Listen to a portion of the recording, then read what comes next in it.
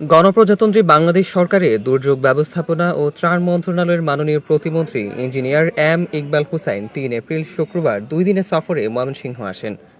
৪ April Mymensingh সফর উপলক্ষে তিনি নিজ আসন গৌরীপুর উপজেলায় আসেন দুপুর ১টার দিকে। সফরে তিনি গৌরীপুর উপজেলা পরিষদে উপস্থিত নেতাকর্মীদের সাথে সাক্ষাৎ করেন এবং উপজেলা নির্বাহী কর্মকর্তার সাথে মতবিনিময় করেন।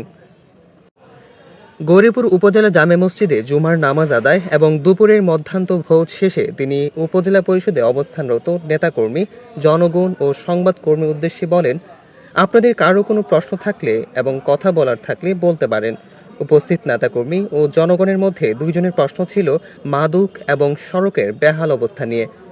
প্রতিমন্ত্রী বলেন, খুব শীঘ্রই উপজেলার বেহাল সড়কগুলো সংস্কার করা হবে এবং মাদকের বিরুদ্ধে অ্যাকশন নেওয়া হবে। গৌরীপুরে তিনি বিভিন্ন উন্নয়নমূলক কার্যক্রম পরিদর্শন শেষে ময়মনসিংহের উদ্দেশ্যে রওনা হন। ৪ এপ্রিল শনিবার ময়মনসিংহের সরকারি কার্যক্রম শেষে তিনি আগামীকাল ঢাকার উদ্দেশ্যে রওনা হবেন।